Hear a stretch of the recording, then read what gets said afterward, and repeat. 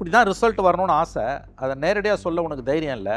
அப்படி நேற்றைக்கு முளைத்தவர்களோடு நீங்கள் உங்களை அசோசியேட் பண்ணிக்கிறதே அவலம். உங்களுடைய டைரக்ஷன் எப்படி சார்? உங்களுடைய பார்வையில் பகுப்பாய்வு பண்ணும்போது உங்களுக்கு எப்படி? எனக்கு தெரிஞ்சு it's going to be DMK election. இந்த ஊடகத்தில் பொறுப்பில் இருக்க எடிட்டர், அதனுடைய இந்த டெஸ்கில் இருக்கிற மற்ற பொறுப்பில் இருக்கிறவங்க யாராவது ஒருத்தனாவது சார் காஞ்சிபுரத்தில் அவங்க நிற்கல சார்னு ஒருத்தன் சொல்லலையே சார், அப்புறம் எப்படி சார் இதை நம்புவீங்க? ஒப்பீனியன் போலையும் நம்ப முடியல, எக்ஸிட் போலையும் நம்ப முடியல. நம்பாதீங்க நம்பாதீங்க நம்பாதீங்க. அண்ணாமலை மே 4ஆம் தேதி நான் போட்டு உடைக்க போகிறேன், எல்லாத்தையும் உடைக்க போகிறேன், அது இல்லை. அவருடைய தேரி வேற.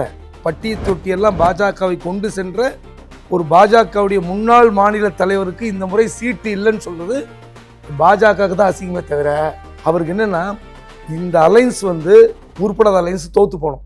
உண்மையிலே அதெல்லாம் நான் அதை மச்சானுக்கு பொண்ணு பார்த்த மாதிரி ஆச்சு, மாடு மேய்ச்ச மாதிரி ஆச்சுன்ற கதை. அது கட்சிக்கும் ஓட்டர் ப்ரொஃபைலிங்னு ஒன்று இருக்கும். அப்படி விஜய் அவர்களுடைய வாக்கு வங்கியை எடுத்து நம்ம ப்ரொஃபைலிங் பண்ணோம்னா ப்ரொடாமினண்ட்டாக 4 பேர் வராங்க.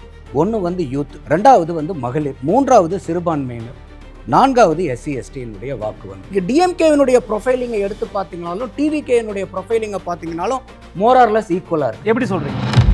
இது பல முனை போட்டியோ 8 முனை போட்டியோ 10 முனை போட்டியோ மக்களுக்கு கோபம் இருந்துச்சுன்னா ஒரு கவர்மெண்ட் வேணாம் முடிவு பண்ணிட்டாங்கன்னா வேணாம் தான், அதெல்லாம் பேசவே இல்லை.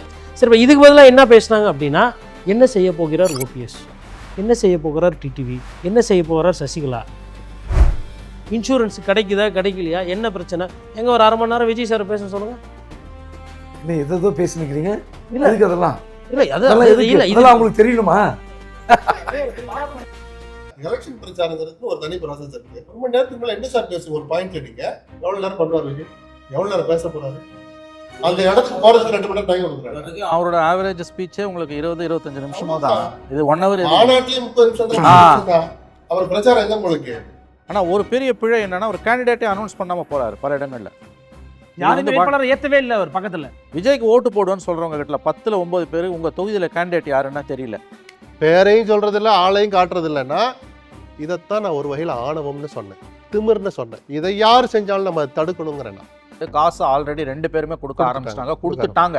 இது இந்த தேர்தலில் இன்னும் தமிழ்நாடு வெட்கி தலைமுடிய வேண்டிய விஷயம். இது அடுத்த ரவுண்டு கடைசி ஒரு 48 ஹவர்ஸ்ல ஆரம்பிக்க போகுது. பிளவுபட்ட அதிமுகவை 8 தோல்வி தோத்த அதிமுகவை எதிர்த்து நிற்கிறதுக்கு எதுக்கு 27 கட்சி கூட்டணி? ஏன் தனியாக நிற்க வேண்டியதானே? 2.0 டிராவிடியன் மாடலு, எடப்பாடிலாம் ஸ்டாலின் சாருக்கு மேட்சே கிடையாது. ஏன் இப்போ காங்கிரஸ் ராகுல் காந்தி பிரச்சாரத்துக்கு வரப்போறாரா வரலையான்னு தெரியல. நலத்திட்டங்கள் நிறைய உள்ள போயிடுச்சு, தாறுமாறாக உள்ள போயிருக்கு. ஆனால் இந்த 5000 ரூபாய் டெபாசிட் பண்ணாங்களே February 13, அது மறந்து போயிட்டு. இப்போ நான் சவுத் ஃபுல்லாக நம்ம நண்பர்கள் மூலிமா கேட்குறேன், சசிகலா ஃபேக்டர், கிருஷ்ணசாமி ஃபேக்டரால் டிஎம்கே அட்வான்டேஜ்னு சொன்ன அதே பத்திரிகையாளர்கள், அதே நண்பர்கள், இது ஒர்க் அவுட் ஆகாது, ஏடிஎம்கேக்கு ப்ளஸ்ஸு.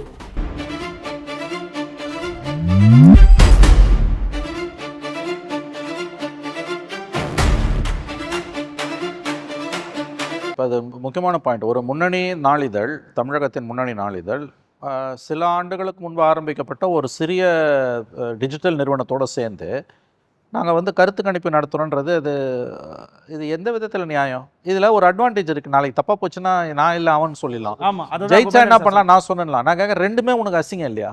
உன்னோட 75 ஆண்டுகால 80 ஆண்டுகால பாரம்பரியத்துக்கு இதில் என்னென்னா, உனக்கு இப்படி தான் ரிசல்ட் வரணும்னு ஆசை, அதை நேரடியாக சொல்ல உனக்கு தைரியம் இல்லை. முந்தா நாள் முளைச்ச இதில் ஒன்னோட சேர்ந்துக்கிட்டு நீ இதை பண்ணுற. முதல்ல அப்படி நேற்றைக்கு முளைத்தவர்களோடு நீங்கள் உங்களை அசோசியேட் பண்ணிக்கிறதே அவலம். உங்களுக்கு ஒரு இது இல்லையா, ஒரு ப்ரெஸ்டீஜ் இல்லையா? இத்தனை 3-4 தலைமுறைகளாக உங்களுக்கு நீங்கள் இந்த துறையில் இருக்கீங்க. ஒன்று நேரடியாக அந்த குறைஞ்சபட்ச அறிவு நேர்மை இருந்தால் நீ நடத்து, இல்லை அமைதியாக இரு. இன்னொருத்தனோட சேர்ந்து நடத்திக்கிட்டு நாளைக்கு எப்படி போனாலும் தப்பாக போனால் எனக்கு சம்மந்தம் இல்லை, ஜெயிச்சா நான் தான் பண்ணுன்றது, இப்படி எப்படி வேணால் புரட்டிக்கலாம். கடந்த காலங்களில் கடந்த 2-3 தேர்தல்களில் நீங்கள் அசோசியேட் ஆகிருக்க நிறுவனங்களோட சக்ஸஸ் ரேஷியோ எவ்வளோன்னு கேட்டிங்கன்னா 6 சீட்டு பிஜேபி ஜெயிக்கும்னு கொடுத்தாங்க. சைபர் அப்போ நீங்கள் இந்த அடுத்த ஒரு தேர்தலில் அதை பற்றி நீ குறைஞ்சபட்சம் அறிவு நேர்மை இருந்தனா அடுத்த தேர்தலுக்கு ஒப்பீனியன் போல் போகக்கூடாது. இது எந்த நியாய தர்மமும் கிடையாது. ஏன்னா இது ஒரு விதமான கருத்து திணிப்பு. விஷயத்தை வெளிப்படுத்த ஆமாங்க. இந்த குறிப்பிட்ட எக்ஸ் கட்சி ஆட்சிக்கு வரணும்னு இந்த குறிப்பிட்ட ஒய் பத்திரிகை, மிகப்பெரிய பத்திரிகைக்கு ஆசை. அதுக்கு தன்னால் ஆனதுன்னு அவங்க செய்யும்பொழுது முக்கியமாக தேர்தல் நேரத்தில் அவங்க செய்யக்கூடியது என்னென்னா, இன்னொரு சின்ன நிறுவனத்தோடு சேர்ந்துக்கிட்டு இப்படி ஒரு கருத்து கணிப்பை கொண்டு போய் முன்னால் வைக்கிறது, இது ரொம்ப ரொம்ப ஆக்வர்டாக இல்லையா, அருவருப்பா இல்லையா, மட்டமான ஒரு கவனம் இல்லையா? அது தவிர வேறு எப்படி இதை புரிஞ்சுக்க முடியும்? நீ ஒன்று நடத்தையில் சில நிறுவனங்கள் இதுலேருந்து விலகிட்டாங்க. நாட்டின் முன்னணியான பத்திரிகைகள் இதுலேருந்தெல்லாம் கம்ப்ளீட்டாக, இப்போ ஹிந்துலாம் வந்து கம்ப்ளீட்டாக விலகிட்டாங்க. தெரியுது இங்கே நிறைய சிக்கல்கள் இருக்குது அப்படின்னு. ஏன்னா எடுத்தது வந்து தப்பாக போயிடுச்சுன்னா மற்றவங்களோட சேர்ந்து நம்மளோட கிரெடிபிலிட்டியும் போயிடும். ஆனால் அவங்க அந்த மாதிரி காரியங்களை செய்ய மாட்டாங்க. பட் இந்த இந்த எது மத்தியிலையும் வந்து கோமனை கட்டணும் பைத்தியக்காரன் வாங்கல்ல, அந்த கதை இது. அதனால் இது வந்து இந்தியாவில் நம்ம அந்த சயின்ஸை அழிச்சிட்டோம், சுத்தமாக அழிச்சிட்டோம். தேர்தல்களுக்கு பிந்தின ஆய்வு கட்டுரைகளும் கருத்தரங்கங்களும் தான் வந்து சிறப்பாக இருக்கும். ஆனால் அதில் யாருக்கும் ஆர்வம் இருக்காது. இப்போ எல்லாருமே வந்து எவன் ஜெயிப்பான். இப்போ நம்ம எல்லார் பத்திரிகையாளர்கள் இருக்கக்கூடிய ஒரு அனுபவம், நம்ம எங்கே போனாலும் நம்ம ஃபேமிலிலையோ நண்பர்கள் மத்தியிலையோ என்ன யார் ஜெயிப்பா. இப்போ நான் லட்சுமணனை வந்து கிட்டத்தட்ட 1 வருஷம் பொறுத்து பார்க்குறேன். என்ன சார் எப்படி சார் இருக்குனால வரும், அவர் என்ன கேட்குறாரு, நானும் அவரை கேட்குறோம். அந்த ஒரு க்யூரியாசிட்டி நமக்கு இருக்குது. நமக்குள்ளேயே இருக்கும்போது பொதுமக்களுக்கு எப்படி இருக்கும்? பட் இது ஒரு அருமையான ஒரு சயின்ஸுங்க. அதை வந்து சதைச்சிட்டானுங்க, கம்ப்ளீட்டாக சதைச்சிட்டானுங்க. நான் இன்னமும் சொல்கிறேன், அதை ஒழுங்காக எடுத்து அந்த டைரக்ஷனை சொல்கிறதோடு நிறுத்திக்கணும். அதை தாண்டி உள்ளே போக முடியல. ஏன்னா ஜனங்களே வந்து சொல்ல மறுக்கிறாங்க. 1/3 ஆஃப் த பீப்புள் இன்னும் டிசைட் பண்ணலன்றான். 48 hours மேலே தான் டிசைட் பண்ணுறான். இந்த தேர்தலில் நான் பார்க்குற ஒரு விஷயம், இந்த 5 ஆண்டு கால ஸ்டாலின் ஆட்சியில் நான் பார்க்கக்கூடிய ஒரு விஷயம், இதுவரைக்கும் எந்த தேர்தலையும் நான் 91லேருந்து பார்க்குறேன். பெரிய அளவில் அரசு மேலே வெறுப்பு இல்லை, அது உண்மை. அந்த கவர்மெண்ட் போய் ஒழிஞ்சா போதும்னு பெரிய அளவில் மக்கள் மத்தியில் எண்ணம் இல்லை, கண்டிப்பாக இல்லை. 2011 கலைஞர் கவர்மெண்ட்டில் இருந்தது, 96 ஜெயலலிதா மேலே இருந்தது, அந்த மாதிரி எதுவும் இல்லை. ஆனால் யாருக்கு ஓட்டு போடுறதுன்றது ஒரு குழப்பம் இருக்குது. விஜய் என்ட்ரி வந்தது வந்து அவங்களுக்கு ஒரு கூடுதல் ஆப்பர்ச்சுனிட்டியை கொடுத்துருக்கு. ஆனால் they are not fully convinced. இது ரொம்ப வித்தியாசமான ஒரு தேர்தலாக நான் பார்க்குறேன். ஆட்சியாளர்கள் மீது கொலைவெறி இல்லை, போய் ஒழிஞ்சா போதுன்ற கோபம் ஆட்சி மீதோ ஸ்டாலின் மீதோ இல்லை. வருத்தங்கள் இருக்குது, சில இடங்களில் கோபம் இருக்குது. ஆனால் அதே நேரத்தில் வந்து இன்னொரு தடவை ஓட்டு போடணுமான்ற தயக்கமும் இருக்குது. There is an hesitation. யாருக்கு போடலாம், இப்படி போடலாமா அப்படி போடலாமா, ஒன்றும் முடிவு பண்ண முடியலையே, என்ன பண்ணி தொலைக்கலாம் அப்படின்ற வந்து இதனடா சல்லையாக போச்சே, சனியை எப்போ முடியும் எலெக்ஷனு, ஏன்னா இதை நான் போடாமலும் இருக்க முடியல, நெசசரி ஈவில் இது. அப்போ அந்த ஒரு குழப்பம் இருக்குது. இந்த 10 நாள் தான் இந்த பொலிட்டிக்கல் பார்ட்டிஸுக்கு, எஸ்பெஷலி டிஎம்கே அண்ட் ஏடிஎம்கேக்கு சேலஞ்சிங்கானதுன்றது. இந்த 10 நாள் எப்படி நீ இழுக்கிற, ஸ்டாலின் எப்படி தக்க வைக்கிறாரு, எடப்பாடி எப்படி ஸ்நாச் பண்ணுறாருன்றது. இது ரொம்ப வித்தியாசமான ஒரு தேர்தல். ஏன்னா ஆட்சியாளர்கள் மீது பெரிய அளவில் வருத்தமோ கோபமோ இல்லை, ஆனால் மாற்றம் வேண்டும்னு விரும்புகிறாங்க. யாருக்கு போடுறதுன்னு தெரியல. இது தெரியாத ஏதோ விட தெரிஞ்ச ஏதோ ஒன்று பெட்டர்னுவாங்கல்ல, அந்த மாதிரி இங்கேயே குத்திட்டு போயிடலாமோன்ற ஒரு எண்ணமும் வருது. உங்களுடைய டைரக்ஷன் எப்படி சார், உங்களுடைய பார்வையில் பகுப்பாய்வு பண்ணும்போது உங்களுக்கு எப்படி? எனக்கு தெரிஞ்சு it's going to be DMK election, 4 corner fight. நான் வந்து 2 விஷயங்களை தான் தினமும் சொல்கிறேன். 1971 1989. 71 கூட அப்போ சின்ன பையன் நான் பார்த்தல, 89 பார்த்துருக்கேன் நான். 4 கார்னர் ஃபைட், ஜானிகணி ஜேஎனி காங்கிரஸ் திமுக. எப்பயுமே ஆட்சியாளர்களுக்கு எதிராக பிரணாய் அடிக்கடி சொல்லக்கூடிய ஒரு விஷயம் என்னென்னா இண்டெக்ஸ் ஆஃப் அப்போசிஷன் யூனிட்டி. ஏன்னா அவர் தான் வந்து எலெக்ஷன்ஸில் பயனர், சயின்ஸ் ஆஃப் எலெக்ஷன்ஸில் அவர் தான் பயனர். 4 முனை போட்டினாலே திமுகவுக்கு வெற்றி வாய்ப்பு அதிகம்னும் பொழுது வந்து 7 முனை போட்டி நான் சொல்லுவேன். ஏன்னா வந்து சசிகலா ராமதாஸ் ஒரு பக்கம், வேல்முருகன் ஒரு பக்கம், நம்ம ராமதாஸ் இவர் கிருஷ்ணசாமி ஒரு பக்கம். அவங்க அட்லீஸ்ட் ஒரு பேக்கெட்ஸ்லாம் வச்சுக்கோங்க, 30 கான்ஸ்டுவன்சின்னு வச்சுக்கோங்களேன் ரஃப்லி.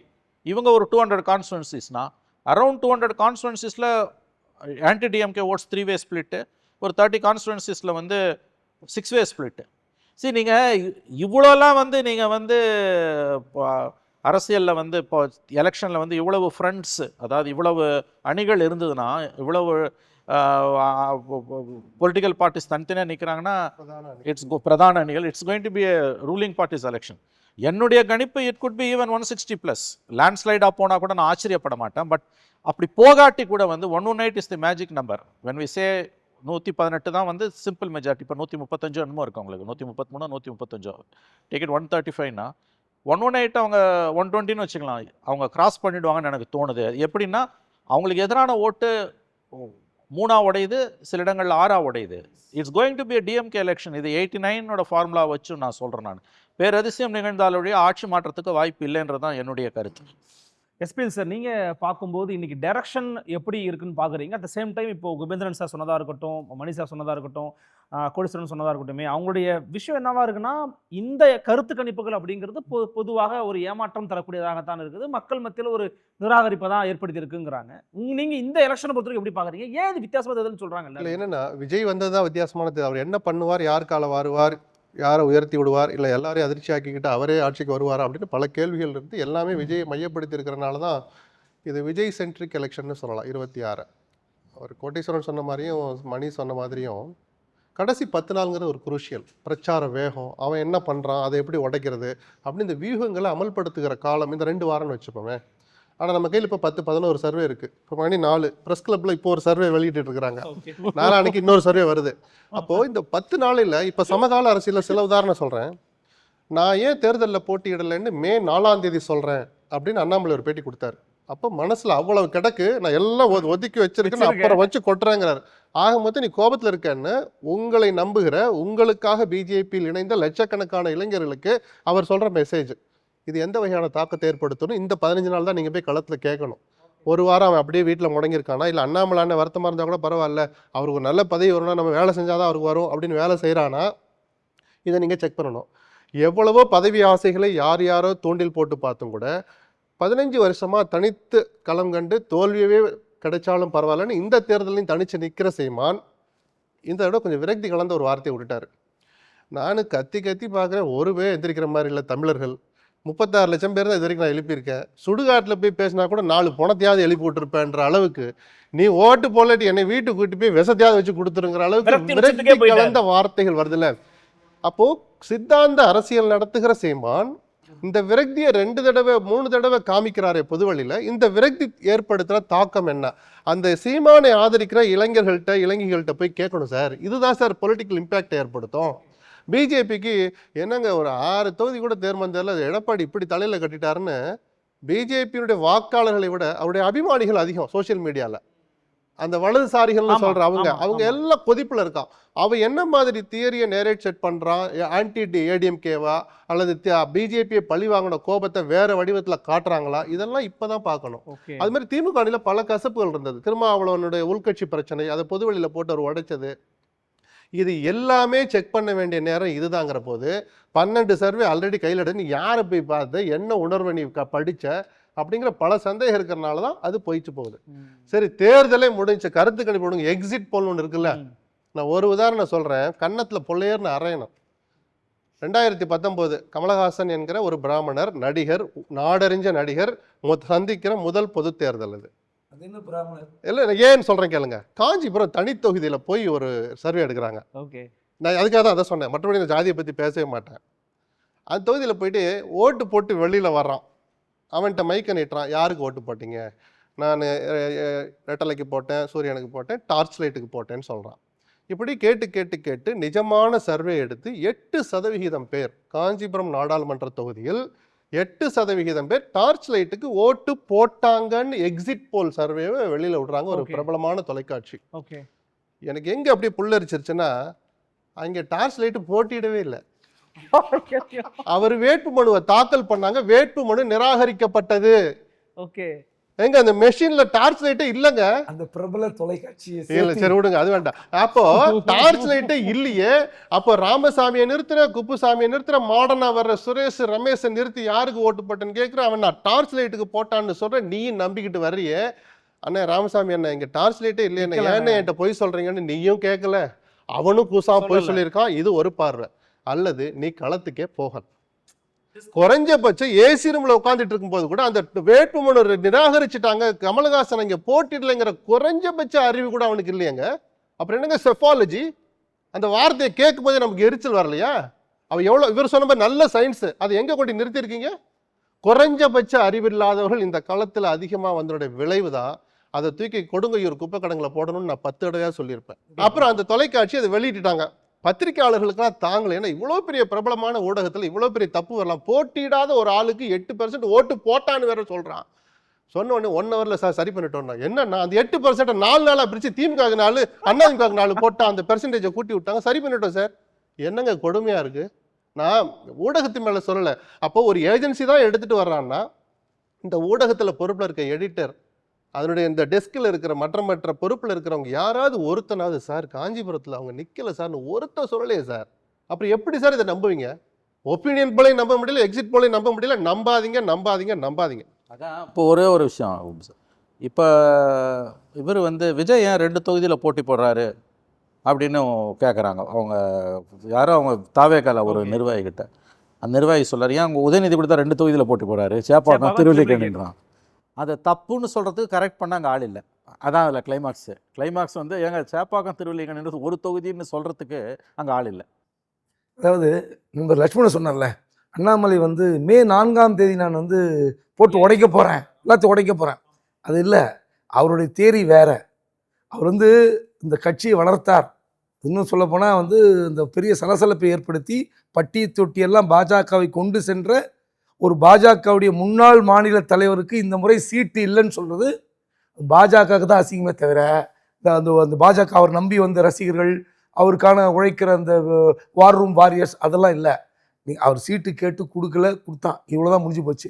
அவருக்கு என்னென்னா, இந்த அலைன்ஸ் வந்து உருப்படாத அலைன்ஸ் தோற்று போனோம். உண்மையிலே மனசார அவர் வந்து என்ன சொல்லணும், வேலை பார்க்கணும்னு சொல்லணும். அவ்வளோதான். பிரச்சாரம்லாம் பண்றாரு சார். நேற்று கூட களத்துக்குலாம் போயிருக்கிறாரு, அதிரடியா பிரச்சாரம் பண்றாரு. நான் அதான் மச்சானுக்கு பொண்ணு பார்த்த மாதிரி ஆச்சு, மாடு மேய்ச்ச மாதிரி ஆச்சுன்ற கதை அது. புரியுதுங்களா? அவருடைய கேம் பிளான் வர 4ஆம் தேதி அவர் எப்படி சொல்லுவார் பாருங்க. என்ன ரிசல்ட் வரட்டும் பல்ட்டி அடிப்பார். என்ன ரஃபேல் பில் வாட்ச் கணக்கு தான். ஏற்கனவே உங்க போட்டோலாம் போட்டு உங்க மேல ரொம்ப கோவமா இருக்கிறாரு. இருக்கட்டும், பரவாயில்ல. அந்த ரஃபேல் பில் கணக்கு காட்டின மாதிரி தான். அதனால அண்ணாமலையுடைய திட்டம் வேறு. அதிமுகவில் எடப்பாடி பழனிசாமி ஒரு தேசிய தொலைக்காட்சிக்கு தராரு, அவர் வந்து எங்களோட சுகமாக இருக்காருன்னு. ஆனால் அந்த சேனல் விடாமல் கேள்வி கேட்குறாங்க, இப்போ எப்படி இருக்கார்? நல்லா தாங்க இருக்காரு. எடப்பாடி அதுக்கு மேலே என்ன பதில் சொல்கிறது? எதுவும் பேச முடியாது. அந்த அளவுக்கு சேனல்களையும் அவர் அண்ணாமலை வந்து வைத்துக்கொண்டு ஒரு பெரிய கேம் பிளான் பண்ணுறார். வேறு ஒன்றும் கிடையாது. இது ஒரு பக்கம். அவர் சீமான் சொன்னார்ல, சீமான் வந்து சுடுகாட்டுக்கு போனால் கூட பணத்தை எழுப்பியிருப்பேன்னு. அது கடைசியில் ஒன்று சொன்ன பஞ்சு தான் ரொம்ப மோசமான பஞ்சு. எனக்கு வந்து விஷம் வச்சு கொண்டுருங்க, உங்கள் வீட்டுக்கு கூட்டின்னு போங்க, விஷம் வச்சு கொண்டுருங்க. வீட்டுக்கு கூட்டின்னு போய் விஷம் வச்சு கொண்டா அவர் வீட்டுக்கு போகிறார், யாராவது ஒரு வீட்டுக்கு போகிறார், தப்பாக சாப்பிட்டு ஏதோ ஒன்று ஆச்சுன்னா அவன் காலம்புள்ள ஜெயிலுக்கு போகணும். அப்போது அந்த பழியும் பொதுமக்கள் மேல் விழணும். என்ன ஆசை பாருங்க. இங்கே உங்களுக்கு சார் விரக்தியில் பேசுகிறார் சார் அவர். அப்படி கிடையாதுங்க. நீங்கள் பாருங்கள், அரசியல் என்பது நீங்கள் வந்து போராட்டம் தான். நீங்கள் ஜெயிக்கல அது வேறு விஷயம். நீங்கள் வந்து நல்லது பண்ணுறீங்க, நல்லது பண்ணுறதுக்கு வந்து தொடர்ச்சியாக நீங்கள் தொடர் முயற்சி தான் அரசியல் உங்களை போய் நிறுத்த முடியும். அவருடைய தோல்விக்கு காரணம் வேறு, தனி டிபேட். ஆனால் இங்கே இந்த அண்ணாமலைக்கு வந்து ஒரு நண்பர் சொன்னார், போன 2024 ஒரு ஏஜென்சி, அண்ணாமலை ஜெயிப்பார், அது இத்தனை லட்சம் வாக்குகள் ஜெயிப்பார். ஆமாம், எல்லாம் போட்டு எல்லா சேனலும் அப்படியே திகைச்சிட்டாங்க. அதனால மொட்டை அடிச்சுக்கலாம் சில பேர் பேசுனாங்க. ஆமாம், இல்லை அதன் பிறகு 3 சேனல்கள் வந்து அண்ணாமலைக்கு எட்ஜ் இருப்பதாக எழுதி விட்டது, ஒளிபரப்புனாங்க. இப்போ அப்போது என்ன சர்வே சொன்னல, காஞ்சிபுரத்தில் டார்ச் லைட் சர்வே தான். அண்ணாமலைக்கு எங்கே சர்வே எடுத்தீங்க? 1 லட்சம் வாக்கு வித்தியாசத்தில் தோற்கிறார். அப்போ உங்களுக்கு சர்வே எங்கே உண்மை? இதெல்லாம் என்னென்னா, இந்த சர்வேக்கள் மீதான நம்பகத்தன்மையும் போயிடுது. ஓகே, நீங்கள் மற்றவங்கிட்ட கேட்டுவாங்க. நான் மணி என்ன சொல்லுங்க விளக்கம் சொல்கிறேன்.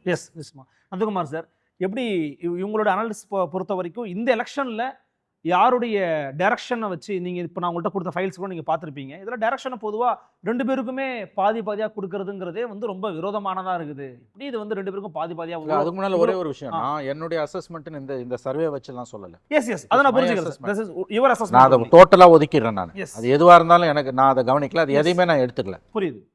நீங்கள் எப்படி பார்க்குறீங்க? ஏன்னா இந்த அசஸ்மெண்ட்ஸ் எல்லாமே வந்து பீப்புளுடைய மனநிலையை பிரதிபலிக்கலை அப்படிங்கிறதா பெரும்பாலும் இருக்குது. அண்ட் இந்த 26 அப்படிங்கிறது எந்த டைரக்ஷனில் இருக்க போகுதுன்னு பார்க்குறீங்க?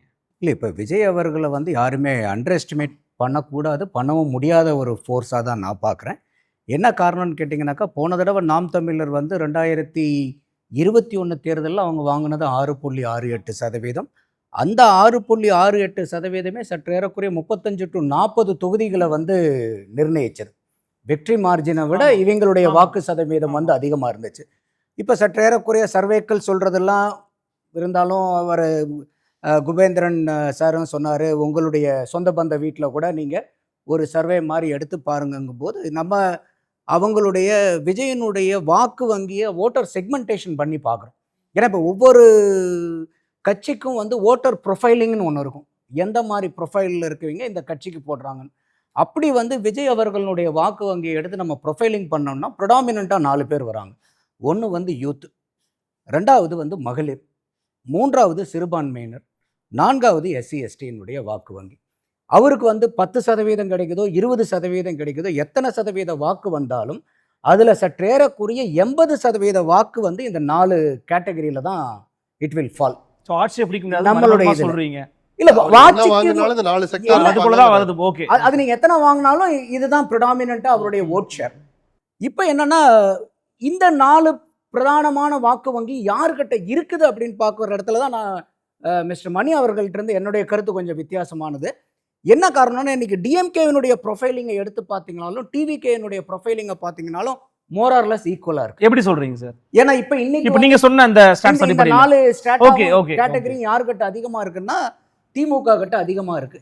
இப்போ நாம் தமிழர் வந்து போன தடவை பிரதானமா வந்து 2 கட்சிகளுமே பாதிச்சாலும் அதிக டேமேஜ் யாருக்கு கிரியேட் பண்ணாருன்னா அதிமுகவுக்கு தான் அதிக டேமேஜ் கிரியேட் பண்ணார். ஏன்னா நீங்க 10 வருஷம் ஆட்சிக்கு அப்புறம் அதிமுக 2011 21 வரைக்கும் ஆன்டி இன்கம்பன்சி. லாஸ்ட் டைமும் வந்து பார்த்தீங்கன்னா 5 முனை போட்டி. இப்போனாச்சுக்கு 4 முனை. இப்போ அம்மையார் சசிகலா அவர்கள் ராம்தாஸ் அவர்களை சேர்த்துனீங்கன்னா 5, அண்ணன் வேல்முருகனை சேர்த்துனீங்கன்னா 6, இந்த மாதிரி வந்து நிறையா எண்ணிக்கை வருதுன்னு வச்சுக்கலாம். பட் யார் ஒரு டிஃப்ரென்ஸ் கிரியேட் பண்ணுவாங்கன்னு பார்த்தா ஒரு 4 முனை போட்டி, போன தடவை ஒரு 5 முனை போட்டிங்கும் போது அந்த இதில் வந்து ஒரு 10 வருஷம் ஆன்டி இன்கம்பன்சி இருக்கு. அதுக்கப்புறம் கூட நீங்கள் திமுக ஜெயிச்சது வந்து அன்னைக்கு இருக்கக்கூடிய கருத்து கணிப்புகள் எல்லாமே சொன்னது ஸ்வீப் சொன்னாங்க. ஆனால் வந்து வெறும் அவங்க வந்து 188 தொகுதி நின்று, அதாவது கூட்டணி கட்சிகளுக்கு ஒரு 15 சீட்டு, இவங்க வந்து ஒரு 173 சீட்டு திமுக நிற்குது, கூட்டணிக்கு ஒரு 15 சீட்டு, 188 சீட்டு நின்று 133 சீட்டு ஜெயிக்கிறாங்க. அவங்க ஜெயிக்கிறதுல மொத்தமாக கூட்டணின்னு நீங்கள் கன்சிடர் பண்ணீங்கன்னா ஒரு 44 சீட்டில் இவங்க 43 சீட்டு வெறும் 2 லட்சம் வாக்குக்கு கீழே தான் 10 வருஷம் ஆன்டி இன்கம்பன்சிக்கு அப்புறம் திமுக ஜெயிக்குது. இப்போ இன்னைக்கு இந்த 5 வருஷம் வந்து ஒரு பொற்கால ஆட்சியான இல்லை. இன்னைக்கு ஆன்டி இன்கம்பன்சி மக்கள்கிட்ட இருக்கு. இப்போ நிறைய பேர் சொன்னோம், நம்ம இந்த ஷை ஓட்டர்ஸ், சைலண்ட் ஓட்டர்ஸ்னு இருக்காங்க. அவங்க நீங்க என்ன மெத்தடாலஜியை வச்சு நீங்க போய் அவங்க கிட்ட சர்வே எடுத்தீங்கனாலும் அவங்க வந்து ரிவீல் பண்ண மாட்டாங்க. இது சர்வேல இருக்கக்கூடிய இன்னொரு சிக்கல் உங்களுக்கு. அவங்க வந்து உண்மையைத்தான் வந்து ஒரு நம்மளுடைய சாம்பிள் வந்து உண்மையை பேசுறாங்கங்கிறது நம்ம எடுத்துக்கவே முடியாது. ஸோ அப்போ அந்த மாதிரி இருக்கக்கூடிய சூழ்நிலையில் வந்து இந்த silent voters and swing voters இந்த 2 கேட்டகரி வந்து ரொம்ப முக்கியம் ஷிஃப்ட் பண்ணுறதுல. அப்போ இந்த தாவேக்கா வாங்கக்கூடிய வாக்கு வங்கி வந்து பிரதானமாக வந்து டிஎம்கேவை வந்து போய் டெல் பண்ணுறனால, பெரிய அளவுக்கு ஸ்பாயில் பண்ணுறனால என்னையை பொறுத்த வரைக்கும் ஒரு ஒன் சைடட் டிசைடிங் கேமெல்லாம் வராது. ரொம்ப நெக் டு நெக் ஃபைட்டாக தான் இருக்கும். அதே மாதிரி வந்து இது ஒரு அங்க அசம்பிளியாக வருமா? அங்க அசம்பிளினா வந்து பார்த்தீங்கன்னா இன்க்ளூடிங் நாம் தமிழர், டிவிகே எல்லாருமே வந்து ஒரு 15, 20, 30 சீட்டு ஜெயிச்சாங்கன்னா தான் அந்த மாதிரி வரும். பட் இப்போ இருக்கக்கூடிய அந்த போல் பர்சன்டேஜை மட்டும் வச்சு பார்க்கும்போது சீட் கன்வர்ஷன்ஸ் வந்து ப்ரெடாமினண்ட்டாக நடக்குமான்னா அதுக்கு வந்து வாய்ப்புகள் குறைவு. இப்போ நீங்கள் இன்னைக்கு நிற்கிறது வந்து பார்த்தீங்கன்னா சற்றேறக்குரிய 164 சீட்டு திமுக நிற்கிறாங்க. அவங்க கூட்டணி கட்சிகள் சேர்த்து சற்றேறக்குரிய 175 நினைக்கிறேன். போன தடவை அவங்களுடைய ஸ்ட்ரைக் ரேட் வந்து பார்த்தீங்கன்னா 70.74%.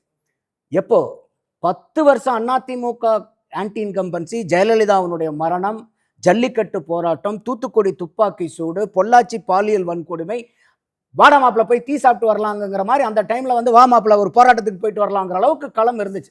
ஏன்னா அதிமுக அத்தனை போராட்டத்துக்கு அனுமதி கொடுத்துச்சு. இன்னைக்கு மாதிரி அவர் ஐயா பாலகிருஷ்ணன் கேட்டார் பாருங்க, அறிவிக்கப்படாத எமர்ஜென்சி நடக்குதான், அப்படி இல்லை. எல்லா போராட்டத்துக்கும் அத்தனை போராட்டங்களுக்கு அப்புறமும் அவங்களுடைய ஸ்ட்ரைக் ரேட் 70.74% தான். இப்போ இந்த 5 வருஷத்துல ஆன்டி இன்கம்பன்சி இருக்கு. அப்போ இந்த 70.74 வந்தாவே அவங்களுக்கு இப்போ நிற்கக்கூடிய சீட்டு போட்டோம்னா நெக் டு நெக் அவங்களுக்கு மெஜாரிட்டி. ஸோ அப்போ இன்னைக்கு போன தடவை அந்த கிடைச்ச 70.74% அவங்களுடைய கன்வர்ஷன் ரேட் இந்த தடவை டிஎம்கேக்கு கிடைக்காது. பிகாஸ் விஜய் டிவிகே வந்து பெரிய அளவுக்கு அதை பிரேக் பண்றாங்க. அப்ப அதுல பாசிபிலிட்டியோ அல்லது வந்து லாபமோ வந்து பார்த்தீங்கன்னா என்டிஏக்கு ஒரு அட்வான்டேஜா போகும். அடுத்தது நீங்க இன்னொன்று நம்ம ஆன்டி இன்கம்பன்சியை பத்தி பேசுறோம். இன்னைக்கு திமுக கூட்டணிக்குள்ளார இப்ப பெரிய ஆன்டி இன்கம்பன்சி இருக்கு. ஓகே, மக்கள்கிட்ட இருக்கக்கூடிய ஆன்டி இன்கம்பன்சி சமாளிக்கிறத விட இன்னைக்கு தேமுதிகவை தேவையில்லாம கொண்டு வந்து ஒரு ராஜ்யசபா 10 சீட்டை கொடுத்ததுக்கு அப்புறம் இன்னைக்கு கம்யூனிஸ்டுகளுடைய வாக்கு வங்கி, ஏன்னா அவங்க தான் வந்து நசுக்கப்பட்டார்கள். அதே மாதிரி வந்து இரட்டை இலக்குக்கு மேல கிடைக்கும்னு திடகாத்திரமா நம்பிட்டு இருந்த விசிகா வந்து நசுக்கப்பட்டார்கள். கமலஹாசன் வந்து எனக்கு ஒண்ணுமே வேண்டாங்க, நான் உங்களுக்கு சும்மா கூட வேலை பார்த்துட்டு போயிடுறங்கிற அளவுக்கு அவர். ஆனா மியூசிக் போடுறது மட்டும் நான் பேசும்போது கொஞ்சம் பேக்ரவுண்ட் மியூசிக் மட்டும் கொஞ்சம் ஹாப்பியான மியூசிக்கா போட்டுருங்க, ரொம்ப பேத்தஸா போட்டுறாதீங்க, நான் அழுகிற மாதிரி ஆயிடும்ட்டாரு. மதிமுகவுக்கு ஒரு சீட்டு வந்து அவங்களுடைய சின்னம் கொடுத்தாங்க, கடைசியில் 4 சீட்டுமே இப்போ வந்து உதயசூரியன் தான். வேல்முருகன் அவர்கள் வந்து இந்த வேண்டான்னு சொல்லி தனியா பிரிஞ்சு போனது. தனி அரசு இந்த கடந்த 5 வருடமா ரொம்ப எல்லா இடத்துலையும் வந்து திமுக ஆதரவாக பேசுறவங்க அவரு ரொம்ப விரக்தியில் கடைசி நேரத்துல நம்ப வச்சு கழுத்தறுத்துட்டாங்க அப்படின்னு சொல்லி நாக்பூர்ல இருந்து வந்தா மதிக்கிறாங்க, பெரியார் மலை வந்தா மதிக்க மாட்டேங்கிறாங்க ஒரு பேட்டி கொடுத்துருக்காரு. அண்ணன் வேல்முருகனும் இதே குற்றச்சாட்டு தான் சொல்றாரு. ம். அப்போ இந்த அளவுக்கு வந்து இன்னைக்கு அந்த திமுக கூட்டணிக்குள்ளார ஆன்டி இன்கம்பன்சி ஆன்டகனிஸ்டிக் அலையன்ஸா மாறிடுச்சு. ஓகே. எதை வந்து திமுக தன்னுடைய பலம்னு சொல்லிட்டு இருந்தாங்களோ 19, 21, 24 பூரா கூட்டணி தான் இன்டாக்டா இருக்குன்னு சொன்னது, இன்னைக்கு அந்த கூட்டணி வந்து ஒரு ஆன்டகனிஸ்டிக் அலையன்ஸா மாறினால அந்த ஓட் டிரான்ஸ்ஃபர் நடக்கிறது வந்து இன்னைக்கு பெரிய சேலஞ்ச். பத்தாத குறைக்கு தாவேக்காவும் வந்து அவங்களுடைய இதை பிரிக்கிறாங்க. இன்னொரு பக்கம் வந்து நீங்க இன்னைக்கு திமுக கூட்டணியில 1% மேல இருக்கக்கூடிய அலையன்ஸ் பார்ட்னர் யாரு எடுத்து பாருங்க. பிசிகா போன 2021 0.99 1% கூட அவங்க டச் பண்ணல. 2021 வச்சு நான் கேட்கறேன். அப்போ இன்னைக்கு வந்து நம்பர் ஆஃப் பார்ட்டிஸ் நீங்க வச்சு அதை தான் இவங்க வந்து ஒரு நெரேட்டிவ் செட் பண்றாங்க டிஎம்கே. அதுக்கு நீங்க எக்ஸாம்பிள் 2001, 2011, 2014, 2016 இந்த 4 எலெக்ஷன்லையுமே அதிமுக கூட்டணி கூட இருந்த கட்சிகளினுடைய எண்ணிக்கையை விட திமுக கூட இருந்த கட்சிகளினுடைய எண்ணிக்கை தான் அதிகம். ஆனா இந்த 4 தேர்தல்லையுமே திமுக தோல்வி அடைஞ்சு அதிமுக கூட்டணி தான் ஜெயிச்சது. அப்போ வெறும் கூட்டணிகளினுடைய எண்ணிக்கை முக்கியம் இல்லை, அதாவது too many cook spoil the ஃபுட்னு சொல்லுவாங்க. அந்த மாதிரி அத்தனை பேர்த்தையும் இது ஏன்னா மக்கள் மத்தியில் அந்த ஆன்டி இன்கம்பன்சி இருக்கிறனால காங்கிரஸ் போயிட்டா என்ன பண்ணுது, இப்போ காங்கிரஸ் ஓட்டும் திமுக ஓட்டே காங்கிரஸ்க்கு டிரான்ஸ்ஃபர் ஆகாது, அந்த அளவுக்கு அவங்க இருக்காங்க. காங்கிரஸ் ஓட்டே காங்கிரஸ் டிரான்ஸ்ஃபர் வராதுன்ற அது எப்பயும் நடக்கிறது. அது ஒண்ணு எப்பயுமே அது காங்கிரஸ்க்கு உண்டான ஒரு ஐசோலேட்டட் ஐடென்டிட்டின்னு சொல்லுவோம் பாருங்க, அது காங்கிரஸ்க்கு உண்டானது. இன்னைக்கு திமுகவுடைய ஓட்டே காங்கிரஸ்க்கு போகாது, திமுக கூட்டணி கட்சிகள் இருக்கக்கூடிய மற்ற கட்சிகளினுடைய ஓட்டு தேமுதிகவுக்கு போகாது. அப்போ இந்த அளவுக்கு, அதனால தான் சொன்னேன் ஆன்டி இன்கம்பன்சி டிஎம்கே கூட்டணிக்குள்ளார அதிகமாக இருக்கு. இப்போ இந்த வந்திருக்கக்கூடிய நமக்கு லிஸ்ட் ஆஃப் சர்வேஸ்லாம் பார்த்தீங்கன்னா இந்த மூடையெல்லாம் கேப்சரே பண்ணியிருக்காரு. அதோட வந்து பார்த்தீங்கன்னா நம்ம ஒரு ஓட்டு போடும்போது, இப்போ எனக்கே இது நடந்திருக்கு, வீட்டை விட்டு கிளம்பும் போது நான் ஒரு புத்தியில் போவேன், அங்கே போய் மிஷினுக்கு முன்னாடி போய் நின்று எனக்கு புத்தி மாதிரி வாக்களிச்சதெல்லாம் எனக்கு பர்சனலாக நடந்திருக்கு. அப்போ அந்த பெட்டியில போய் அந்த பொத்தான அமுத்துற வரைக்கும் நிஜம் கிடையாது. ஏன்னா இப்போ இன்னைக்கு வந்து டைமிங் த எலெக்ஷன் முக்கியம். அதனால தான் எல்லா சர்வேலையும் என்ன கேட்பாங்கன்னு பார்த்தீங்கன்னா, இன்னைக்கு தேர்தல் நடந்தா நீங்க யாருக்கு வாக்களிப்பீங்க, டேட்டோட போட்டிருப்பாங்க சில பேர். இன்னைக்கு தேர்தல், அப்ப இதை பப்ளிஷ் பண்றது அன்னைக்கே பண்றது இல்ல, உண்மை. அது ஒரு வாரம் கழிச்சோ இல்ல 10 நாள் கழிச்சோ. அப்போ அந்த சர்வே அன்னைக்கே எடுத்து அன்னைக்கே போட்டாதான் அதுக்கு இதே, இல்லைன்னா அது வாய்தா போய் ஏற்கனவே மனுஷர் சொன்னார் until the miracles happen nothing can change. அதே மாதிரி இன்னைக்கு பெர்ஃபார்மன்ஸ் பத்தி பேசினாங்க. இன்னைக்கு வரைக்கும் நம்ம இந்தியாவில் எந்த ஸ்டேட் எடுத்தீங்கனாலும், ஜெனரல் அசம்பிளி அதாவது பார்லிமெண்ட்டுக்கு எடுத்தீங்கனாலும், இண்டிவிஜுவல் ஸ்டேட் அசம்பிளிக்கு எடுத்தீங்கனாலும் 2 factors predominant factors voters influence பண்ணுறது, பர்ஃபார்மன்ஸ் அண்ட் எமோஷன்.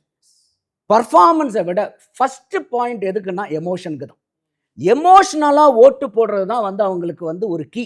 இந்த பர்ஃபார்மன்ஸ் மேட்ரிக்ஸ்லாம் எதுக்கு தேவைன்னா நீங்கள் பிரச்சாரத்துக்கு தான் அது தேவை.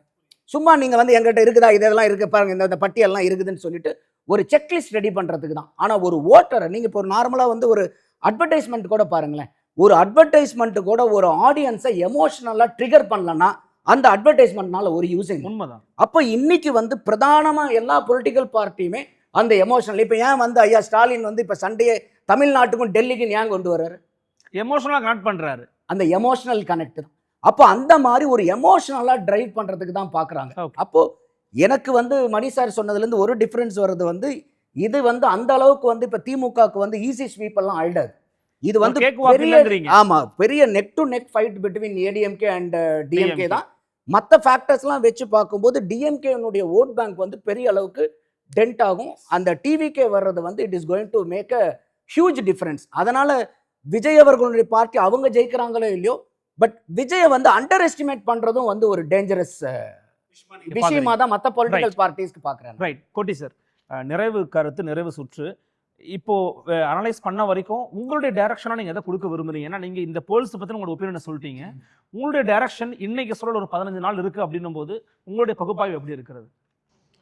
அதாவது களத்தில் வந்து ஒரு இந்த 4.25 வருஷமாக வந்து ஆன்டி இன்கம்பன்சி ப்ரோ இன்கம்பன்சி இன்னும் இப்போ ப்ரோ இன்கம்பன்சி பேசப்பட்டிருக்கு. அதாவது பெண்களுக்கு மகளிர் உதவி கொடுத்தா மாதிரி உங்கள் கனவுகளை சொல்லுங்கள் அப்படின்னு சொல்லி ஒரு நிகழ்ச்சியில் நடத்தி அந்த கனவுகளை பற்றின டீட்டெயில்ஸ்லாம் வரும்னு சொல்லி வெளியே சொன்னாங்க. ஆனால் அப்புறம் கடைசியில் வெளியில் சொல்லவே இல்லை.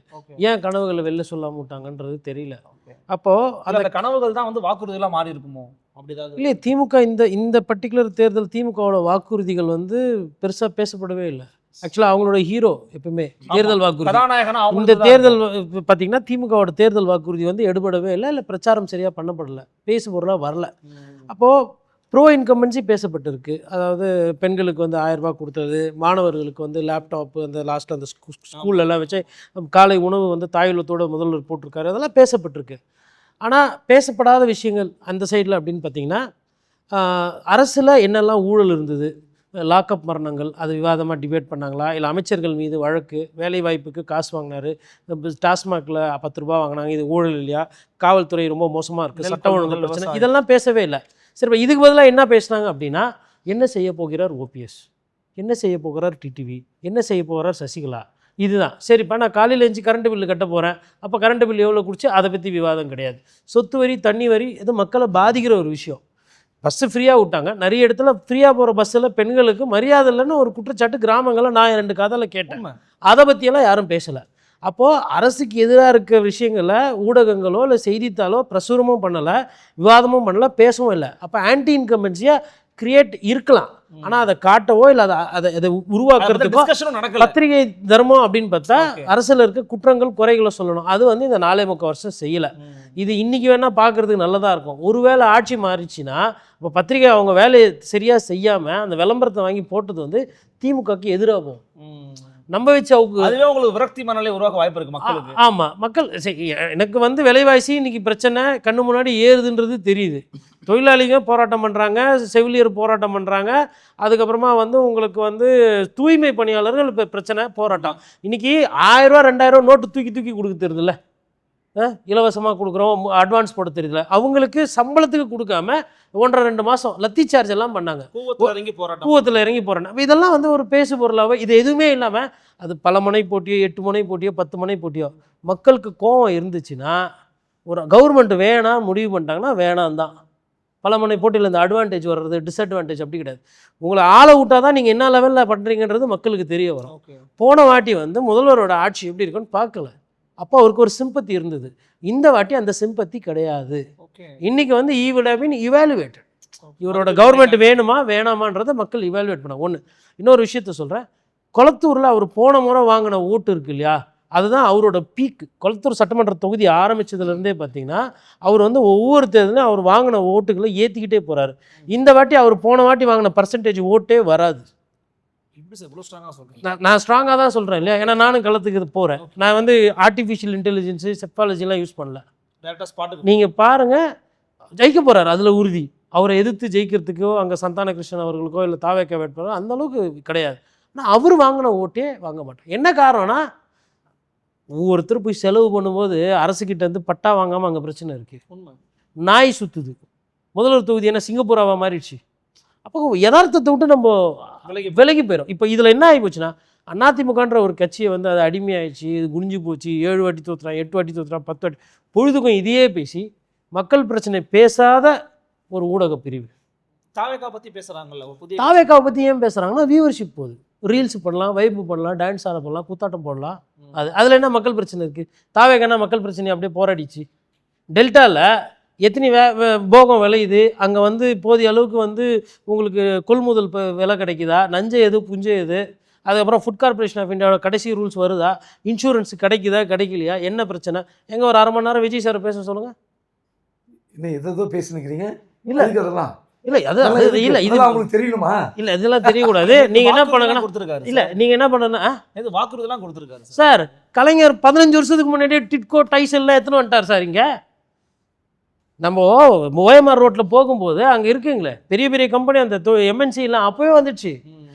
ஹெச்சிஎல் ஓனரு, விப்ரோ பிரேம்ஜி ஐயா, அப்புறம் ஷிவ்நாடரு, அதுக்கப்புறமா வந்து இன்ஃபோசிஸ், டெக் மஹேந்திரா, அதெல்லாம் இருக்காங்க. ஆல்ரெடி ஆர்டிஃபிஷியல் இன்டெலிஜென்ஸில் என்ன பண்ணோம், அமெரிக்காவுக்கு நிற்கிற என்ன பண்ணோம், ஏஐ உள்ளே வந்துட்டா சாஃப்ட்வேர் எப்படி ஆகிடும், அவங்க அந்த ஹப்புக்கு உண்டான வேலைலாம் நடக்கிறாங்க. இவர் கஷ்டப்படவே வேணாம்.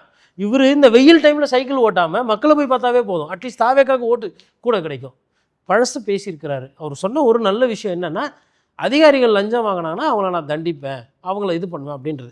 இப்போது இந்த கருத்து கணிப்பு கிடைச்சா நீங்கள் கேட்டிங்க உங்கள் டைரெக்ஷன் என்னென்னு. என்னை பொறுத்தவரையில் என்னென்னா, ஒரு பெஸ்ட்டு எலெக்ஷன் போன வாட்டி இந்த எலெக்ஷன் பார்க்கும்போது நிறைய பேர் என்ன பண்ணுறாங்க, ரொம்ப வசதியாக பாராளுமன்ற தேர்தலோடு ஒப்பிடுறாங்க. நடக்கிறது சட்டமன்ற தேர்தல் 26. ஆமாம், நந்தகுமார் சார் சொன்ன மாதிரி சட்டமன்ற தேர்தல்னும் போது 3 to 4% தான் இருக்குது மார்ஜின். என்ன தான் விஜய் வந்து ஓட்டை பிரித்தாலும் விஜய் வந்து ஒன்று திமுக அடிப்பார், இல்லை அதிமுக அடிப்பார். மற்றபடி பெரிய டிஸ்ரப்ஷன்லாம் இருக்காது. ஒன்றும் வெற்றி வாய்ப்பு திமுகவுக்கு இருக்கலாம், இல்லை அதிமுகவுக்கு இருக்கலாம். இதில் என்ன பிரச்சனைனா, விஜய் அவர்கள் வருகைனாலையும் மக்கள் பிரச்சனைகள் ஊடகங்கள் பேசாததுனாலையும் அந்த ஆன்டி இன்கம்பன்சியும் அதிமுகன்ற பெரிய கட்சிக்கு போதிய அளவுக்கு வெளிச்சமோ ஊடகமோ கிடைக்கல. அதிமுகன்றது பேசப்படலை. சரி, திருப்பி போகிறாங்க ஜனங்க ஓட்டுக்கு போடும்போது அங்கே பார்க்கும்போது அந்த ரெட்டலையை பார்க்கும்போது ஒரு வேளை எம்ஜிஆர்னாவோ ஜெயலலிதானாவோ இல்லை போட்ட கை பழக்கப்பட்டுச்சு பையன் ஒரு அமைச்சுன்னா திருப்பி அந்த கட்சி இஸ் பேக். நீங்கள் விஜயும் அண்டர் எஸ்டிமேட் பண்ணுறாங்க ஒரு சில இடத்துல, விஜயை அண்டர் எஸ்டிமேட் பண்ணிக்கிறாரு. அதுதான் அதில் ரொம்ப முக்கியமே. தாவேக்காவும் அவங்க கட்சி அண்டர் எஸ்டிமேட் பண்ணிக்கிறாங்க. ஏன் இதை நான் சொல்கிறேன்னா, இவரே சொல்லுவார் கடலூருக்கு போகிறேன்னா, அப்புறம் இவரே அறிக்கை விடுவார் கடலூருக்கு வரமாட்டான்னு. எதுக்கு இந்த செத்து விளையாடுற விளையாட்டு? 3 மணி நேரம் கேட்டால் 1 மணி நேரம் கொடுக்குறாங்க பர்மிஷன், எப்படி நாங்கள் போக முடியும் அப்படின்னு ரத்து பண்ணுறாங்க. சரி, தேர்தல் பிரச்சாரம் ஒரு பாயிண்ட்ல எவ்வளவு நேரம் தான் பேசுவீங்க? அடுத்தடுத்த ஊருக்கு நீங்க போக வேண்டாமா? நீங்க நான் அடுத்த கட்சிக்காரன் வர வேண்டாமா? மக்கள் வந்து அந்த அதிருப்தியை காமிக்கணும்னா எனக்கு ஒரு நேரம் கொடுக்கணும்ல. நீங்க கேமரா எல்லாம் செட் பண்ணி அந்த இதெல்லாம் லைட்டிங் எல்லாம் பார்த்து அந்த டைமிங்க எலெக்ஷன் பிரச்சாரங்கிறது ஒரு தனி ப்ராசஸ் இருக்கு. அவருக்கு முதல் அனுபவம் இல்லைன்னு சொல்லல. அனுமதி கொடுக்கலங்கிறது, கொடுத்ததுக்கு அப்புறம் ரத்து பண்றது. நான் இவ்வளவு கேட்டா 1 மணி நேரத்துக்கு மேல என்ன சார் பேசுங்க ஒரு பாயிண்ட்ல? நீங்க அவன் என்ன சொல்றான், இந்த டி நகர்ல 1 மணி நேரம் பிரச்சாரம் பண்ணுறான். எவ்வளவு நேரம் பண்ணுவார் விஜய்? எவ்வளவு நேரம் பேச போறாரு? அந்த இடத்துக்கு போறதுக்கு 2 மணி நேரம் டைம் கொடுக்குறாங்க. அவ்வளவுதான். மாநாட்டிலே 30 நிமிஷம் தான், 30 நிமிஷம் தான் அவர் பிரச்சாரம். எந்த உங்களுக்கு அந்த 4 நிமிஷம் கூட காரைக்குடியில பேசலன்னு தான் அங்கே எல்லாம் கோச்சு பேசுறோம். அவ்வளவு வேகாத வேலை 4 மணி நேரம் 4 நிமிஷம் கூட பேசலாம். பேசவே இல்லை. 5 நிமிஷம் போதுங்க. பேசலையா? 5 நிமிஷம் போதுமே உங்களுக்கு. கன்னியாகுமரியில போய் வந்து காரைக்குடி மக்களுக்கு வணக்கம், காரைக்குடி மக்கள் பத்தி பேசினார். கன்னியாகுமரி காரைக்குடி மக்களுக்கு தஞ்சாவூர்ல வணக்கம் வச்சாரு. அங்க சொல்ல மறந்துட்டேன், வேலூர் மக்களே அப்படின்னு போய் தஞ்சாவூர்ல பேசினாரு. எனக்கு தெரியல. இது என்ன இப்போ சரி, காரைக்குடி தேர்தலில் இப்போ எங்க கன்னியாகுமரியில சேர்த்து ஓட்டு போட்டுக்கலாமா? இல்லைங்க, இன்னொரு விஷயம் கோட்டி, இன்னொரு முக்கியமான விஷயம் இதை பதிவு பண்ணணும். இப்போ அவருக்கு மக்கள் ஆதரவு இருக்குது, அதை நான் மறுக்கலை. அவரோட கூட்டத்தை குறைச்சி மதிப்பிட முடியாது. அதெல்லாம் வந்து விவாதத்துக்கு அப்பாற்பட்ட விஷயம், நான் ஒத்துக்கிறேன். ஆனால் ஒரு பெரிய பிழை என்னன்னா, ஒரு கேண்டிடேட்டே அனௌன்ஸ் பண்ணாமல் போகிறாரு பல இடங்களில். யாரும் வேட்பாளர் ஏற்றவே இல்லை அவர் பக்கத்தில். ஆமாம், இப்போ இது வழக்கமாக மற்ற தலைவர்கள் வந்து கலைஞரோ ஜெயலலிதாவோ ஸ்டாலினோ எடப்பாடியோ வந்து கேண்டிடேட்டை அனௌன்ஸ் பண்ணுவாங்க, இன்ட்ரடியூஸ் பண்ணுவாங்க. மற்ற பொதுக்கூட்டங்களுக்கும் தேர்தல் பரப்புரைகளுக்குமான வித்தியாசம் கேண்டிடேட்டை விஜய் அறிமுகப்படுத்துறது. பல இடங்களில் நான் பார்த்து இந்த அனுபவம் நண்பர்களுக்கும் கூட இருக்கலாம். விஜய்க்கு ஓட்டு போடுவேன்னு சொல்கிறவங்க கிட்ட 10ல் 9 பேர் உங்கள் தொகுதியில் கேண்டிடேட் யாருன்னா தெரியல. அவரை மதுரை மாநாட்டில் ஒரு வாரம் சொன்னார், 234 தொகுதியிலே உங்கள் விஜய்ன்னு. ஓரளவு படித்தவன் எங்கே விஜய்னு தேடுவான்? விஜய்னு கேண்டிடேட் 2 தொகுதியில் இருக்கும், வேற எங்க விஜய்னு இருக்கும்? தளபதி விஜய் ஏதோ ஒரு விஜய்னு பிராக்கெட்ல போட்டுக்கிறானுங்களே, ப்ரிஃபிக்ஸ். கேண்டிடேட் அறிமுகப்படுத்தாமலே பரப்புரைகள் நடக்குது. ஒரு வேலை நிக்கிறாருன்னா அந்த காரைக்குடி கேண்டிடேட்டை நிக்க வைக்கலன்னா அப்புறம் எதுக்கு வர்றீங்க? இது எலெக்ஷன் கேம்பெயின். சரி, அந்த சிவகங்கைக்கு 4 தொகுதி 5 தொகுதி 5 பேர் நில்லுங்க. வேற எந்த ஊருக்கு நான் போகல, சிவகங்கைக்கு ஒரு டிஸ்ட்ரிக்ட் ஒரு ஊருக்கு தான் வரேன் நான். அந்த 5 பேரை ஏற்றில போகலாமே. பேரையும் சொல்றது இல்லை, ஆளையும் காட்டுறது இல்லைன்னா இதைத்தான் நான் ஒரு வகையில் ஆணவம்னு சொன்னேன், திமிர்னு சொன்னேன். இதை யார் செஞ்சாலும் நம்ம தடுக்கணுங்கிறேன் நான். இந்த ரொம்ப முக்கியமான ஒரு விஷயத்த வந்து எஸ்பிஎல் சார் இன்னொரு க்ளூவும் கொடுத்தாரு. காஞ்சிபுரத்தில் எப்படி டார்ச் லைட்டு நிற்காம கணக்கு எடுத்தப்போ 8%, அதே மாதிரி இப்போ ஒரு வியாபார டெக்னிக் ஒன்று கொடுத்துருக்காரு. எடப்பாடியிலும் போயிட்டு விசில் எவ்வளோ பேர் ஓட்டு போட்டிங்கன்னா 20%. அங்கேயும் விசிலே போட்டி இல்லை. ஆமாம், நான் தாவேக்காவே இல்லை. அதாவது சொல்லாமல் ஒரு சில விஷயங்கள் நடக்குங்க. நிறைய பேர் வந்து இந்த நேரம் வந்து தாவேக்காக்கு உள்ளுக்குள்ளே நிறைய பிரச்சனைகள் இருக்குது, அதை வந்து வெளியில் வர்றது கிடையாது, கொள்றதில்ல. இல்லை தாவேக்கா வந்து ஒரு பெரிய ஃபோர்ஸாக வருது, ஒரு சிஎம்மாக வராரு. இந்த கேள்வி எப்படி, யார் உங்களோட சிஎம் ஃபேஸு அப்படின்னா, இது பிரசிடென்சியல் எலெக்ஷன் கிடையாது. ஆனால் அந்த கேள்வியை தான் அவங்க பிரதானமாக வைக்கிறாங்க. ஒரு பிடிச்ச ஹீரோவை வந்து இப்போ ஒருத்தர் திருமணம் ஆயிருக்கும், உங்களுக்கு யார் நாங்கள் பிடிக்கும் அப்படின்னு கேட்டிங்கன்னா நிறைய பேர் நான் வீட்டம்மா பேரை சொல்கிறாங்க, அவங்களுக்கு பிடிச்சவங்க பேரை சொல்லுவாங்க. அதுக்கோசரம் அவங்க கூட வீட்டில் அனுபவம் இருக்குன்னு நினைக்கிறேன். இல்லை, எனக்குலாம் அனுபவம் இல்லை, நான் யதார்த்தத்தை பேசுகிறேன். மணியண்ணன் வந்து இப்போ யதார்த்தத்துக்கு போயிடணும். யதார்த்தத்துக்கு போயிடும்போது விஜய் சாரை பிடிக்கும், ஆனால் அங்கே லோக்கலில் எம்எல்ஏலாம் ஜெயிச்சாதானே அவர் முதல்வர் ஆவார். அங்கெல்லாம் போகாது. கடைசி நேரத்தில் வந்து மக்கள் வந்து தெளிவாக ஏதோ ஒரு கட்சிக்கு சாதகமாக போட்டுருவாங்க. அது திமுகவா அண்ணா திமுகவா? அது வந்து எதுக்கு பதுங்குறீங்க, ஓப்பனா சொல்லுங்களேன். இல்ல, நான் இன்னும் 30% டிசைட் பண்ணல. அதனால ஓகேங்களா? ஒண்ணு ரெண்டாவது சொல்லிடுறேன். அதனால மட்டும் தானா? இல்ல, அதுதான் சார். நான் வெளிச்ச என்ன அண்ணன் நோண்டி கேட்குறேன், வெளிப்படையாக சொல்லிடுவேன். கடைசி 10 நாள் கரண்ட் எல்லாம் ஆஃப் ஆகணும் சார். கரண்ட் ஆஃப் ஆச்சுன்னா திமுக தப்பிக்கும். இந்த தேர்தல் இப்படியே அவங்க நியாயமா ஜனநாயகப்படி நடத்தினாங்கன்னா திமுகவுக்கு கஷ்டம். நான் சொல்றது வாக்காளர்கள் காசு கொடுக்குறது இந்த நாட்டில் இருக்கிற அவலம் 2 பேரும் தான் கொடுக்குறாங்க. 2 பேரும் தான் கொடுக்குறாங்க. ஆனால் இல்லை, இதில் இன்னொரு விஷயம், பல இடங்கள்லேருந்து வரக்கூடிய செய்திகள் வந்து காசு ஆல்ரெடி 2 பேருமே கொடுக்க ஆரம்பிச்சிட்டாங்க, கொடுத்துட்டாங்க. டோக்கனாக கொடுத்துருக்காங்க, பொருளாக கொடுத்துருக்காங்க, கேஷாக கொடுத்துருக்காங்க. இது வந்து இந்த தேர்தலில் இன்னும் தமிழ்நாடு வெட்கி தலைகுனிய வேண்டிய விஷயம். இது அடுத்த ரவுண்டு கடைசி ஒரு 48 ஹவர்ஸில் ஆரம்பிக்க போகுது. ஃபர்ஸ்ட் ரவுண்டை முடிச்சிட்டாங்க. அது இது இந்த கட்சி இது கடைசி லெக்கில் அங்கே போய் நிற்கிது. இதில் விஜய் வராரா அவர் வரா அதெல்லாம் அப்புறம். ஃபஸ்ட்டு இதை யார் கரெக்டாக செய்கிறாங்களோ அவங்களுக்கு ஒரு அட்வான்டேஜ் இருக்கும். என்ன காரணம்னா பெரிய வேவும் டிஎம்கேக்கு சாதகமாக இல்லை. அதிமுகவுக்கு அந்த ஆன்டி வேவை கேபிட்டலைஸ் பண்ணுற அந்த பவரோ இன்னும் வரல.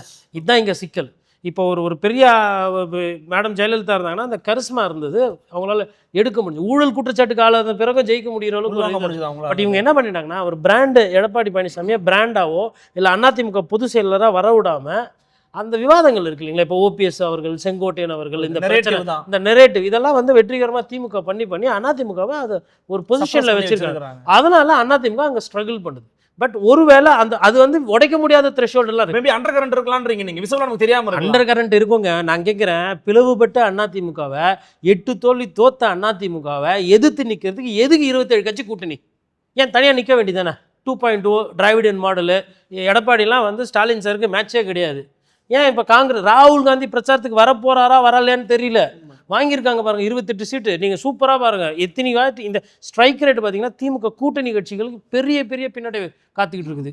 விசிகாக்கு காத்துட்டு இருக்கு அதிகமாக, டிஎம்டிகேக்கு அதிகமாக காங்கிரஸ்.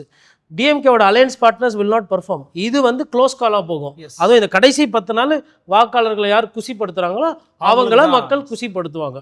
கோபேந்திரன் சார், இறுதி சுற்று நிறைவு கருத்து சார். டைரக்ஷன், உங்களோட டைரக்ஷன் யாருக்கு? கருத்து கணிப்பு வந்து எப்படி இங்கே தமிழ்நாட்டில் செட் ஆகிருக்கு, மீடியா எப்படி கொண்டு போய் சேர்த்துருக்காங்கன்னா, டிஎம்கேக்கு எட்ஜ் இருக்குது. இப்போ மணியான சொன்னார்ல, அட் வாட் எவர் செட்டன்டன் டிஎம்கேக்கு கொஞ்சம் எட்ஜ் இருக்குது வரும் இருக்கிற சூழல்ல. அது ஏன் அப்படி போய் செட் ஆகிருக்குன்னா, இந்த 5 வருடம் எதிர்க்கட்சியாக பழனிசாமி அவர்கள் பல வாய்ப்புகள் கிடைத்தும் திமுகவுக்கு எதிரான விஷயங்களை மக்களிடையே கொண்டு போய் சேர்க்கலை. ஒன்று அவர் சேர்க்கலையா, ஊடகங்கள் சேர்க்கலையா சார்? ரெண்டும் தான். முதல் எதிர்க்கட்சிக்கு பெரிய அந்தஸ்து இருக்குல்ல, அந்த அந்தஸ்தை வந்து அவர் தான் இழக்கிறார். அவர் போய் நின்னார்னா மீடியா போய் நிற்க போகுது. மீடியாவுக்கு தான் வயிறுலாம் எரியுத, எங்கேயாவது ஏதாவது கிடைச்சிடாதா, போய் மைக்கை தூக்கி போய் நிறுத்தலாம், கேமரா தூக்கி நிறுத்தலாம். அந்த வாய்ப்பை பயன்படுத்தாத காரணம் எடப்பாடிக்கு தான் வெளிச்சம். ஒன்று. ஸோ இப்போ என்னென்னா, இப்போ ஆல்ரெடி எதிர்க்கட்சிகள் வந்து இப்படி வந்து செயல்படாமல் முடங்கி போனதால் மீடியா ப்ளஸ் ரூலிங் பார்ட்டி எல்லாம் சேர்ந்து டிஎம்கே எட்ஜ் இருக்கிறதா இருக்குது. ஆனால் என்னை பொறுத்தவரை இந்த தேர்தல் தான் யாருமே கணிக்க முடியாத தேர்தலாக இருக்க போகுது. எவ்வளோ பெரிய கணிப்புகளை வெளியிட்டாலும், எவ்வளோ பெரிய எக்ஸ்பீரியன்ஸ் இருந்தாலும், சயின்டிஃபிக்காக நான் அப்ரோச் பண்ணேன், என்ன ஊராக போனேன், என்ன சொன்னாலும் ஏன் கணிக்க முடியாதுன்னா, நண்பர் சொன்னார்ல, நந்தகுமார் சொன்னார், ரொம்ப டஃப் ஃபைட் இருக்கும், கேக் வாக்கு. காரணம் என்னன்னா, விஜய் ஃபேக்டர் 1. அதே நேரத்தில் பல கட்சிகளாக சிதறுண்டு போனாலும் இந்த முறை யார் வரணும் யார் வரக்கூடாது, அரசு ஊழியர்கள், ஆசிரியர்கள் ஒரு பக்கம், ரெவென்யூ போலீஸ் ஒரு பக்கம், அப்புறம் அடிப்படை சுகாதார வசதிகள் கிடைக்காத ஒரு பக்கம். நீங்கள் வந்து நலத்திட்டங்கள் நிறைய உள்ளே போயிடுச்சு, தாறுமாறாக உள்ளே போயிருக்கு. ஆனால் இந்த 5000 ரூபாய் டெபாசிட் பண்ணாங்களே பிப்ரவரி 13, அது மறந்து போயிட்டாங்க. இப்போ வந்து இன்னைக்கு ராத்திரி ஒரு ஓட்டுக்கு 5 ஓட்டு இருக்கு என் வீட்டில், இன்னைக்கு எவ்வளோ கிடைக்கும், அந்த நிலைமைக்கு வந்துட்டாங்க. அந்த நிலைமைக்கு மக்களை தள்ளி விட்டுது இந்த எக்ஸ்பைரி ஆயிருச்சு இப்போ. ஆமாம். அதனால் நீங்கள் வந்து எப்படின்னா, பணத்துக்கு பணம் வாங்கிப்பாங்க, யார் வரணும் யார் வரக்கூடாது, நெக் டு நெக் ஃபைட்டா, அங்கே அசம்பிளியா, அல்லது விஜய் வந்து யாரெல்லாம் பழி வாங்கினார், எந்தெந்த தலையை உருட்டினார், ஸ்டார் கேண்டர்லாம் எப்படி தோற்று போனாங்க, இது எல்லாமே மே 4ஆம் தேதி 6 மணிக்கு தான் போஸ்ட்மார்ட்டம் பண்ணணும். அதுக்கு முன்னாடி போஸ்ட்மார்ட்டம் பண்ணால் நமக்கு விடை தெரியாது. அன்பிரடிக்டபிள் எலெக்ஷன் அது இதுவாக தான் இருக்கும்னு நான் நினைக்கிறேன். காரணம் எட்ஜுன்னு சொல்லலாம், இல்லை ஏடிஎம்கேக்கு ப்ளஸ்ன்னு சொல்லலாம். இதுக்கு முன்னாடி 4 மணியை போட்டு நீங்கள் பார்த்துருப்பீங்க சார், 5 மணியை போட்டியே கூட பார்த்துருப்பீங்க. ஏன் இதை மட்டும் அன்பிரடிக்டபிள் சொல்கிறீங்க? காரணம் விஜய் வாங்குகிற வாக்கு சதவீதம். ஏன்னா இப்போ அவங்களுக்கு மீடியா கட்டமைத்திருக்கிற பிம்பம், இந்த பிம்பம் சுக்குநூறாக உடைய போதா, 8-9 நிற்க போதா, 13 வரை நிற்க போதா. என்னுடைய தனிப்பட்ட கணிப்பு 12 to 13, அது தாண்டறதுக்கு வாய்ப்பு இல்லை. சில இடங்களில் 16, 17, 18 போகும்போது அந்த 4-5% ஆளுங்கட்சியை பாதிக்கிறதா எதிர்கட்சியை பாதிக்கிறதா என்பது நமக்கு தெரியாது.